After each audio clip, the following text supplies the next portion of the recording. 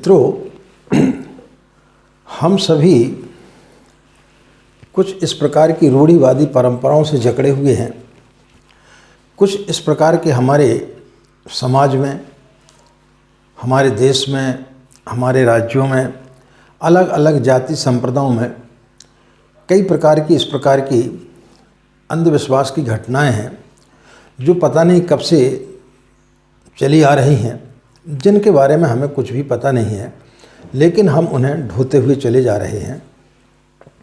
और उन अंधविश्वासों के चलते हम कभी कभी अपनी ज़िंदगी में बहुत पीछे रह जाते हैं। हम अपनी सही उन्नति नहीं कर पाते हैं। आज हम कुछ प्रसंगों के माध्यम से आपको समझाने का प्रयास करेंगे कि ये सब चीज़ें अंधविश्वास होती हैं या ये सही में इनका घटना हमारे जीवन में कोई शुभ या अशुभ परिणाम लाते हैं। कि आपके घर में वास्तु दोष का होना, कई लोग जो है घर के सामने कोई टायर टांग देता है, कोई जूते चप्पल टांग देता है, कोई काला धागा बांध देता है, मिर्चियाँ टांग देता है, नींबू मिर्ची, और वास्तु दोष बताने पर घर को पता नहीं कितना तोड़फोड़ कराते हैं। इन सब चीज़ों के बारे में आज हम आपको जानकारी देंगे कि आप ज्योतिषी के पास में जाते और किस प्रकार से आपका दोहन होता है। इन सब भ्रांतियों के बारे में आज हम आपसे बात करेंगे। और राधे राधे, जय श्री कृष्णा, नमस्कार। मैं आचार्य पंडित गिरीश वारोलिया। गायत्री महामंत्र। ओम भूर्भुवः स्वाहा तत्सवितुर्वरेण्यं भर्गो देवस्य धीमहि धियो यो नः प्रचोदयात्। अखण्डमण्डलाकारं व्याप्तं येन चराचरं तत्पदं दर्शितं येन तस्मै श्रीगुरवे नमः। तस्मै श्रीगुरवे नमः। वास्तु दोष को लेकर के लोगों को इतना ज़्यादा भ्रमित किया गया है कि आपका जो है ये स्थान ऊंचा होना चाहिए था, आपने नीचा कर दिया। आपका बोरिंग इस जगह पर होना चाहिए था, आपने गलत जगह पर बना लिया। आपका स्नान घर यहाँ पर होना चाहिए था, आपने गलत जगह पर बना लिया। आपका शयन कक्ष इस जगह पर होना चाहिए था, आपने गलत जगह पर बना लिया। अब जो है पूरे घर की आप तोड़फोड़ करते रहते हैं। लेकिन जिनके घरों में तोड़फोड़ हुई है और जिनके घरों में जिन्होंने वास्तु दोष ठीक किया, उनसे कभी जा कर के पूछेंगे तो सही तरीके से यदि आप बताना चाहेंगे तो निश्चित रूप से आपका सिर्फ अर्थ ही खराब हुआ है, आपके सिर्फ पैसे ही खराब हुए हैं। लेकिन जैसे आप पहले थे वैसे अभी आप अपना जीवन यापन कर रहे हैं। किसी प्रकार के कोई भी इसमें ऐसे लाभ प्राप्त नहीं होते हैं। तो इस प्रकार की कई भ्रांतियाँ हैं। कोई लोग बोलते हैं मकान बन रहा है भाई जूता टांग दो, कोई जो है साइकिल का टायर टांग देता है, कोई अपनी दुकान के सामने मिर्ची टांग देता है, नींबू मिर्ची, कोई काला धागा लटका देता है। और फिर बड़े बड़े लोग विज्ञापन भी करते हैं। एक ही लॉकेट में जो है पूरे नवग्रह के जो है उसमें स्टोन लगा देते हैं और फिर उनकी राशि जो भी उनको लेना होती है वो लेते हैं और लोग खरीदते भी हैं। तो इस प्रकार के अंधविश्वास हमारे समाज में बहुत ज़्यादा फैले हुए हैं। और जब हम किसी के पास में जाते हैं और वो हमें इतना ज़्यादा भयभीत कर देता है, हर एक के घर में किसी न किसी प्रकार की कोई न कोई समस्याएं तो ज़रूर होती हैं। अब उन समस्याओं को लेकर के उन्होंने बोला भाई आपके दरवाज़ा ठीक नहीं है, आपका बोरिंग ठीक नहीं है, गलत जगह पर है, इसलिए आपका जो घर का जो स्वामी है, घर का जो मालिक है, उसकी जो है स्वास्थ्य खराब रहता है। अब घर का जो मुखिया होगा बट नेचर 70-80 साल का होगा तो उसका स्वास्थ्य तो खराब रहेगा ही। हमारे एक बहुत अच्छे मित्र थे, एक बहुत बड़े वास्तुशास्त्री हैं। उन्होंने बहुत सारे हमारे मित्रों के मकान बनाए, लेकिन जिन जिन मित्रों के मकान बनाए और जो वास्तु के हिसाब से एकदम परफेक्ट थे, उन सब के घरों में जो है मर्डर हुए। किसी ने मर्डर किया या किसी के घर में उनका मर्डर हो गया। तो यदि वास्तु के हिसाब से मकान सही बना था तो फिर इस प्रकार का नहीं होना चाहिए था। हम जिस मकान में पहले किराए से रहते थे वो वास्तु के हिसाब से पूरा गलत था।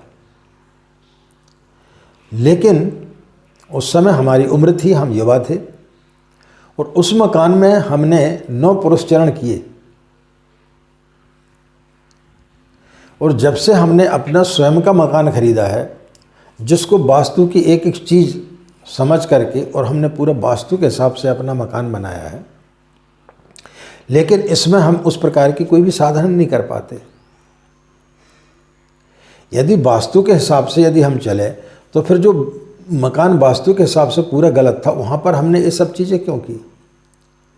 तो उसके बारे में यदि हम चिंतन करेंगे तो उसका रीज़न, उसका कारण सिर्फ ये था कि जिस समय हमने पुरुषचरण किए उस समय हमारी उम्र ऐसी थी कि हम ये सब काम कर सकते थे। लेकिन जब हमने मकान बनाया तो हम जो है अपने जीवन के ढलान पर थे, तो फिर हमारे अंदर उतनी ऊर्जा नहीं थी, उतनी शक्ति नहीं थी कि हम साल साल भर तक भोजन न कर सकें। तो इस कारण से मकान कोई भी खराब नहीं है। लेकिन उसी चीज़ को यदि हम दूसरे तरीके से देखते तो फिर बात गलत हो जाती। हम ज्योतिषियों के पास में जाते हैं और ज्योतिषी जो है आपको कहीं काला धागा बांधने के लिए बोल देता है, कहीं काला आपको जो है टीका लगाने के लिए बोल देता है, किसी पौधे के पास में जो है दीपक जलाने के लिए बोल देता है। तो ये सब यदि कोई बोलता है और ये सब करने से यदि कोई चीज़ ठीक हो जाती तो फिर सबके साथ में ठीक होना चाहिए था। हम एक जगह एक मित्र के साथ में गए, वहाँ एक महिला बहुत बड़ी अपने आप को तांत्रिक समझती थी और शनि की भक्त थी, बोलती थी कि मैं शनि महाराज की भक्त हूँ, शनि मुझे सिद्ध है। तो जब हम वहाँ पर गए, शनि मंदिर बन रहा था, तो हम जब अपने मित्र के साथ में गए, हमें कुछ पता नहीं था कि इन दोनों में किस प्रकार का कुछ झगड़ा चल रहा है। तो वहाँ पर उन्होंने, जब उनका झगड़ा होने लगा तो उस महिला ने मिट्टी उठाई और बोले मैं तुम्हारे ऊपर फेंकती हूँ मंत्र बोल करके, तुम्हारा पूरा परिवार नष्ट हो जाएगा। मैं बहुत देर से तमाशा देख रहा था, अचानक मुझे भी थोड़ा सा क्रोध आया और मैंने अपने हाथ में मिट्टी उठाई और मैं बोला बहन जी, आप इसके परिवार को कब नष्ट करेंगे, कब नहीं कर पाएंगे तो मुझे पता नहीं, लेकिन मैं गायत्री की साधना करता हूँ, मैं तुम्हारे ऊपर इस मिट्टी को फेंकता हूँ, तुम इसी समय इसी क्षण जो है यहाँ पर जल करके राख हो जाओगे। अब वो महिला घबरा गई और तुरंत कार में बैठी और चली गई। अब यदि वो वाकई में तांत्रिक होती या उसके पास में कोई सिद्धियाँ होती तो वो भाग के जाती क्यों? फिर 2-3 दिनों के पश्चात में हमारे शहर में एक बहुत बड़े तांत्रिक आए हुए थे, तो उनसे हमारी मुलाकात हुई। तो हमारे मित्र ने, उनके वो पहचान के थे, तो उन्होंने हमारा वाक्य बताया।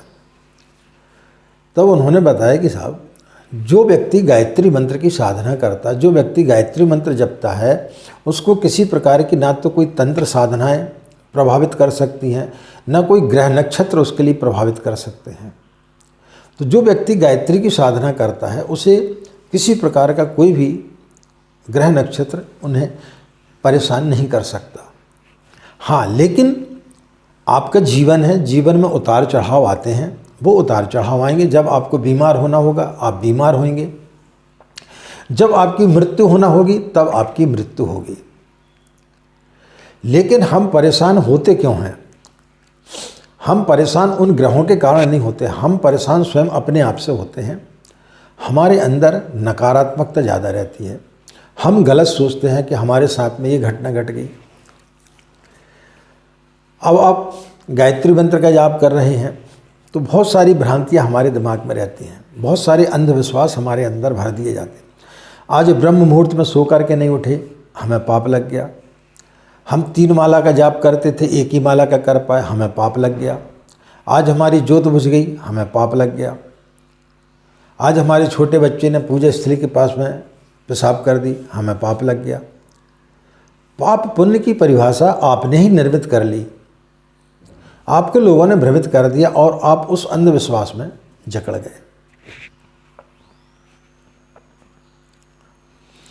एक राजा के यहाँ पर किसी दूसरे राज्य के राजा ने आक्रमण करने के लिए तैयारी की।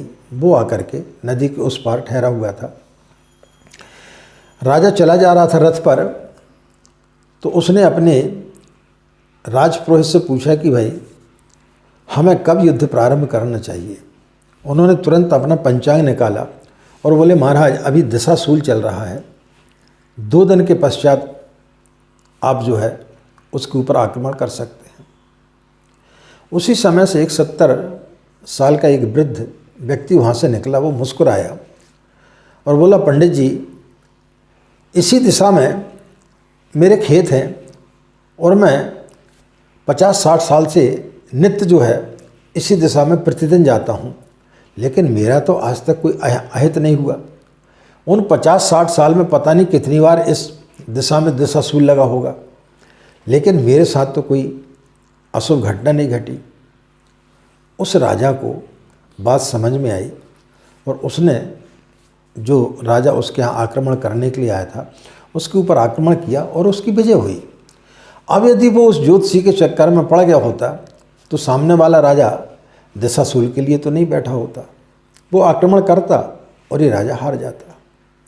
तो इस प्रकार के अंधविश्वासों से हमें हटना चाहिए, दूर होना चाहिए, अन्यथा हम अपनी प्रगति में स्वयं अपने आप को अवरोधक बनाते हैं। एक फ़कीर था, उस फ़कीर के पास में एक गरीब व्यक्ति पहुंचा और उसकी बहुत सेवा चाकरी की। फिर जब उस गरीब व्यक्ति के जाने का समय आया तो उसने बोला कि महाराज अब मैं अपने गांव जाना चाहता हूं, मुझे आशीर्वाद दें कि मैं अपना धंधा पानी ठीक से कर सकूं। तो उस फ़कीर ने बोला ठीक है, तुम्हें मेरे पास देने के लिए कुछ ज़्यादा तो नहीं है, तुम मेरा एक गधा है इसको लेकर के चले जाओ, इसके माध्यम से तुम खुद भी बैठना और इसमें सामान भी ढोना तो तुम्हारी कुछ उन्नति होगी। वो बड़ा प्रसन्न हुआ, उस गधे को लेकर के वो आ गया। अब चूंकि फ़कीर का गधा था तो गधा भी कोई साधारण नहीं हो सकता है। उसने उस गधे के माध्यम से बहुत सारी धनराशि इकट्ठी की। एक दिन ऐसा आया कि वो गधा मर गया। जब गधा मर गया तो उसके मन में विचार आया कि भाई गधा साधारण तो नहीं है, इस संत ने मुझे दिया, इस फ़कीर ने मुझे दिया है और इस गधे के कारण जो है मैंने बहुत सारा पैसा भी कमाया है, तो क्यों ना इसकी मैं एक कब्र बना दूँ। तो उसने वहाँ पर संगमरमर की छोटी सी कब्र बना दी और नित्य वहाँ पर जा कर के उसकी पूजा करने लगा, घंटी घंटी बजाने लगा। अब वहाँ से जो है व्यापार करने के लिए लोग जाते थे, वो एक मुख्य रास्ता था। तो जब व्यापारियों ने देखा कि भाई यहाँ पर किसी की मजार है और यहाँ पर फूल भी चढ़े हुए हैं, नित्य यहाँ पर पूजा होती है, तो वो भी वहाँ पर पैसा चढ़ाने लगे। धीरे धीरे लोगों की मन्नतें पूरी होने लगी, लोग मन्नत मांग के जाते, पूर्ण हो जाती, वहाँ पे काफ़ी चढ़ोतरी आने लगी। देखते देखते वहाँ पर एक भव्य जो है उसकी एक मंदिर टाइप का बन गया और वो व्यक्ति करोड़पति बन गया जो गरीब था। दूर दूर तक जो है वह जो है बहुत ज़्यादा फेमस हो गया। दूर दूर से लोग आने लगे, कोई बच्चों की मन्नत मांगता, कोई लड़के की मांगता, कोई लड़की की मांगता, कोई व्यापार में उन्नति की मांगता, कोई नौकरी के लिए मांगता। तो जब इतने लोग आते हैं तो किसी न किसी की मन्नत तो पूरी वैसे भी होने वाली है। मन्नतें पूरी होने लगी, उसका प्रभाव बढ़ता गया। एक दिन वह फ़कीर उसके पास में वहाँ पर आया उस गांव में, और उस गांव में पूछा कि भाई एक गरीब व्यक्ति था, वो मेरे पास में आया था, वो आजकल कहाँ पे है। तो लोगों ने बताया अब वो गरीब नहीं रहा, वो तो बहुत बड़ा आदमी बन गया है, एक बहुत बड़ा उसने मंदिर बना लिया है, वहाँ पर डेली जो है लाखों रुपए की चढ़ोतरी आती है। फ़कीर उनसे मिलने के लिए गया उस गरीब व्यक्ति से। तो वो गरीब व्यक्ति जो कि अब गरीब नहीं रहा था, उस संत के चरण स्पर्श किए और बोले महाराज एक कोने में चलो। बोले आपने तो बड़ा विचित्र गधा दिया, वाकई में तो कोई सिद्ध पुरुष था, इसके कारण से तो मैं आज जो है करोड़पति अरबपति बन गया हूँ, नित्य इतनी चढ़ोतरी आ रही है, इसका राज क्या है। तो वो फ़कीर मुस्कुराया, उसने बोला कि चिंता मत करो, इसकी माँ जो है वो इससे भी बड़ी संत थी, उसी का मैं खा रहा हूँ, मैंने भी उसी के नाम से मंदिर बनवाया है। इस प्रकार के अंधविश्वास फैले हुए हैं। तो हम कहीं पर भी जाते हैं तो कुछ ना कुछ तो लाभ हो ही जाता है। तो आप किसी ज्योतिषी के पास में गए और उसने बोला आपको शनि की 7.5 चल रही है, और किसी छोटे से उपाय से वो यदि ठीक हो जाता, और आप यदि नित्य जो है गायत्री मंत्र की साधना करते हैं, तो एक छोटे से उपाय से वो कैसे ठीक हो सकता है? गायत्री मंत्र से बड़ा तो उपाय नहीं हो गया। किसी रत्न के पहन लेने से कोई व्यक्ति का भाग्य नहीं बदलता है। तो इस प्रकार से दुकानदारियां चलती रहती हैं और हम अंधविश्वास में जकड़े रहते हैं, लेकिन कभी हम जानने का प्रयास नहीं करते हैं कि ये अंधविश्वास क्यों फैले हुए हैं, इनके पीछे का तर्क क्या है, और हम उनमें फंसते हुए चले जाते हैं। तो जब तक आप इन अंधविश्वासों से नहीं निकलेंगे, तब तक आप अपने जीवन में ना तो आप अपने भौतिक जगत में आगे बढ़ पाएंगे और ना ही आध्यात्मिक जगत में आप उन्नति कर पाएंगे। तो इन अंधविश्वासों से आपको दूर होना पड़ेगा। इन कामनाओं के साथ में कि आपका दिन मंगलमय हो, आप लोग खुश रहें, मस्त रहें। माँ गायत्री की असीम कृपा इसी प्रकार आप लोगों पर बनी रहे। आप सभी के अंदर बैठे परमात्मा को हमारा प्रणाम, हमें आज्ञा दें। नमस्कार, ओम शांति।